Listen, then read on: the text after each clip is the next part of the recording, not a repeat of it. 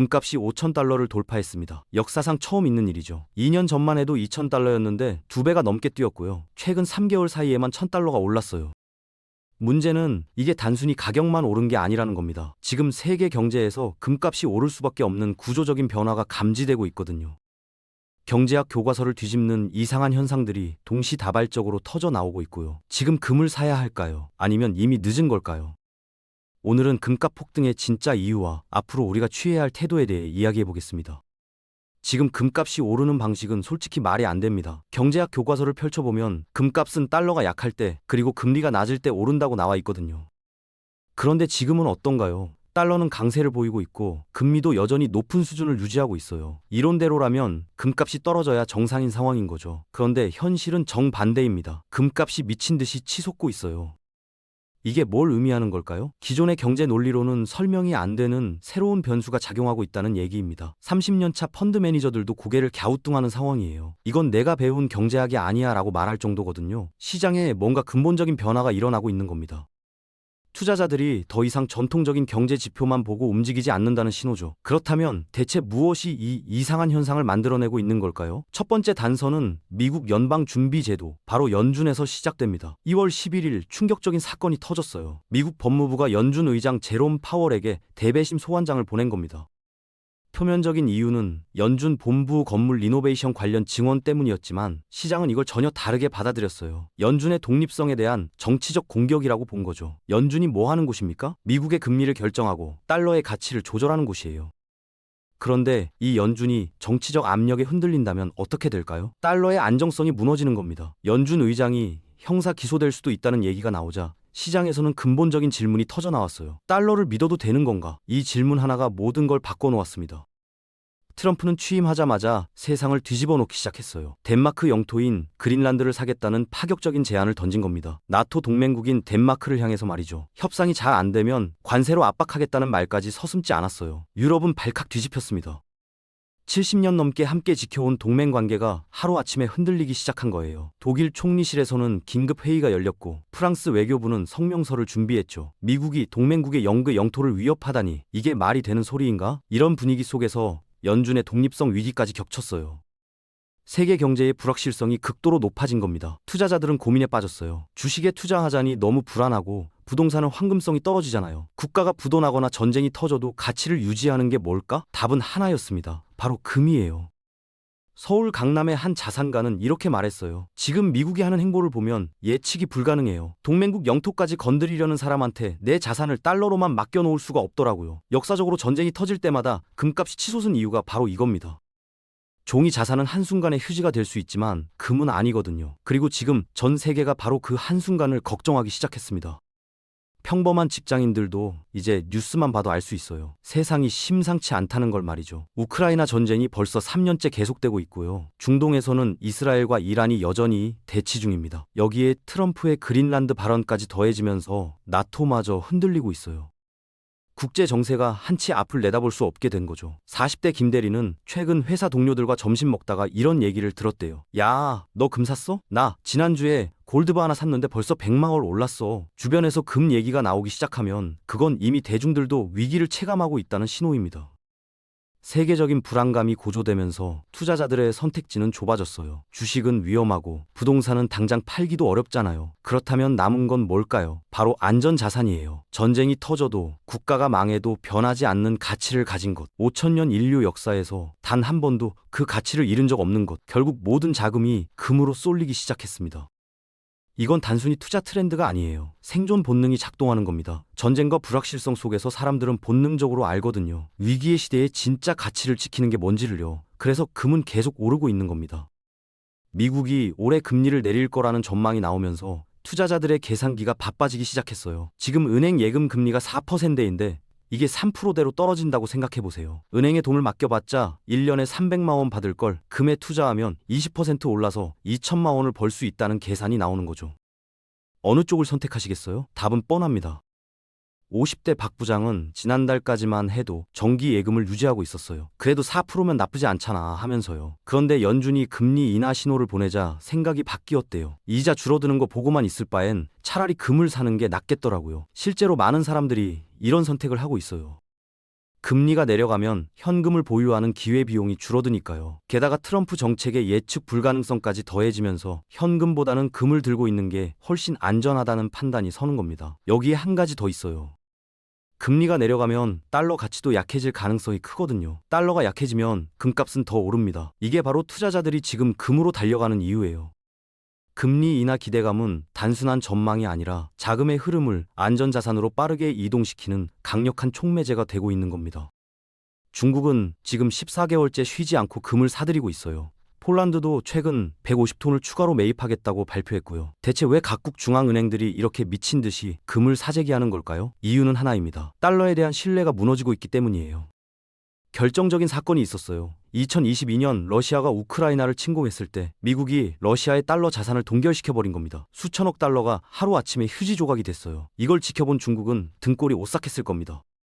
우리도 언젠가 미국과 충돌하면 저렇게 당할 수 있겠구나. 중국만 그런 게 아니에요. 사우디아라비아, 인도, 터키 모두 같은 생각을 했죠. 자국이 보유한 달러 자산이 미국의 마음 하나로 증발할 수 있다는 공포감이 퍼진 겁니다. 여기에 트럼프가 관세 전쟁을 재개하겠다고 나서면서 상황은 더 악화됐어요. 미국이 경제 무기를 휘두를 거면 우리도 대비해야지. 각국 중앙은행들의 결론은 명확했습니다. 달러 비중을 줄이고 금 보유량을 늘리는 것. 이건 단순한 투자 전략이 아니에요. 국가 생존 전략이에요. 미국의 제재로부터 자국 자산을 지키기 위한 필사적인 몸부림인 거죠. 그래서 각국이 앞다퉈 금을 사들이는 겁니다. 이 흐름은 쉽게 멈추지 않을 겁니다. 독일은 세계 2위 금 보유국입니다. 냉전시대 안전을 위해 보유금의 37%, 약 1236톤을 미국 뉴욕 연방준비제도 지하금고에 맡겨뒀어요. 그런데 2013년에 이상한 일이 벌어졌어요. 독일이 금 300톤만 돌려달라고 요청했는데 미국이 거절한 겁니다. 보안 문제를 이유로 실사조차 거부하면서 4년에 걸쳐 조금씩 늑장 반환했죠. 당시에는 그래도 동맹국인데 뭐 하면서 넘어갔어요. 하지만 지금은 상황이 완전히 달라졌습니다. 트럼프가 동맹국의 영토를 위협하는 발언을 쏟아내면서 독일 내부에서 불신이 폭발한 거예요. 독일 재무부 관계자는 최근 언론 인터뷰에서 이렇게 말했어요. 동맹국 땅을 뺏겠다는 사람에게 우리 금을 맡겨둘 수 있겠습니까? 독일 국민들도 같은 생각이에요. 온라인 커뮤니티에는 수백조 원짜리 금을 미국에 두는 게 맞냐는 글이 쏟아지고 있고요. 정치권에서도 목소리가 커지고 있어요. 야당 의원들은 당장 금을 전량 회수해야 한다고 주장하고 있고 여당 내부에서도 같은 의견이 나오고 있습니다. 문제는 단순히 금을 돌려받는 게 아니에요. 이건 70년 넘게 유지된 미국과 독일의 신뢰관계가 무너지고 있다는 상징적인 사건이거든요. 독일이 움직이면 다른 나라들도 따라갈 겁니다. 미국 금고에 금을 맡긴 나라가 독일만 있는 게 아니니까요. 독일만 미국을 의심하는 게 아니에요. 덴마크 연기금도 최근 미국 국채 1억 달러어치를 매각하겠다고 발표했습니다. 이유가 뭐였을까요? 미국 재정 불안 때문이래요. 미국 정부 부채가 너무 많아서 더 이상 안전하지 않다는 판단을 내린 거죠. 스웨덴 최대 연기금도 비슷한 결정을 내렸어요. 미국 자산 비중을 줄이겠다고 공식 발표했습니다. 70년 넘게 미국을 믿어왔던 북유럽 국가들이 이제 등을 돌리기 시작한 겁니다. 누군가는 이렇게 말할 수 있어요. 고작 1억 달러? 미국 경제 규모에 비하면 아무것도 아니잖아. 맞아요. 금액 자체는 미국 경제에 치명타를 주지는 않습니다. 하지만 중요한 건 금액이 아니에요. 방향성입니다. 지금까지 미국을 무조건 신뢰했던 동맹국들이 의구심을 갖기 시작했다는 그 신호 자체가 중요한 거예요.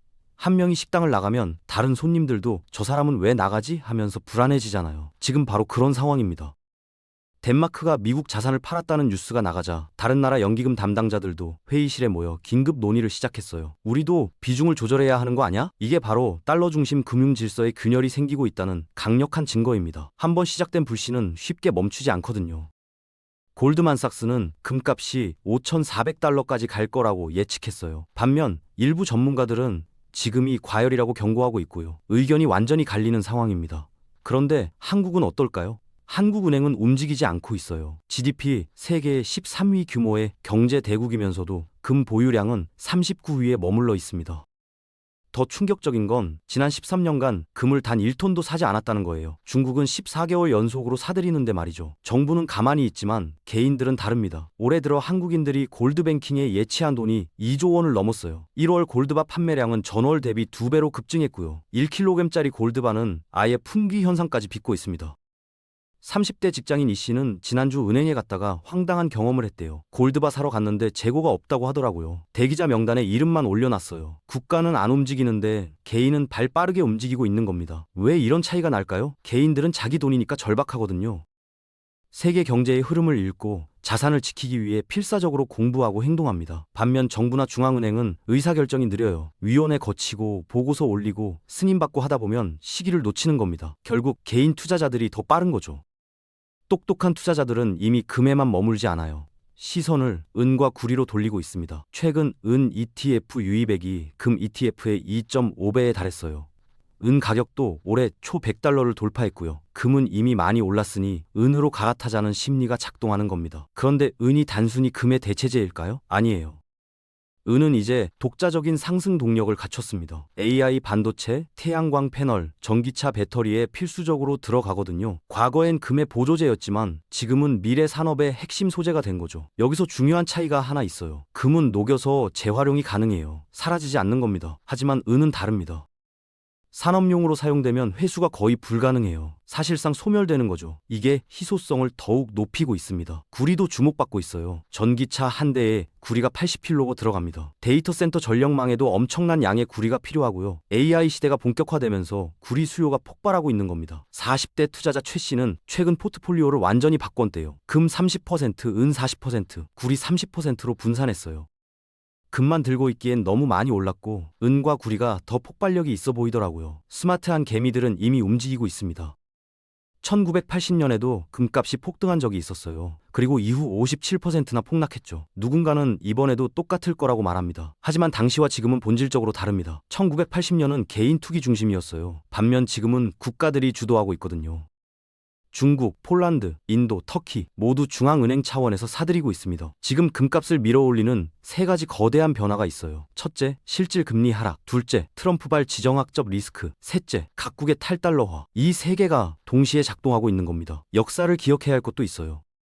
1933년 루스벨트 대통령은 개인의 금 소유를 금지시켰습니다. 위기 상황에서 정부는 개인의 금을 강제로 회수할 수도 있다는 거죠. 50년 넘게 이어진 달러 중심의 세계 질서가 지금 흔들리고 있습니다. 중요한 건 당장 뭘 사느냐가 아니에요. 흐름을 읽는 안목입니다. 금, 은, 구리, 실물 자산의 시대가 오고 있어요. 이 변화를 인지하고 대비하는 사람과 그렇지 않은 사람의 차이는 앞으로 점점 더 벌어질 겁니다. 지금까지 경제 읽어주는 채널이었습니다. 다음에는 더욱더 알찬 주제로 찾아뵙도록 하겠습니다. 감사합니다.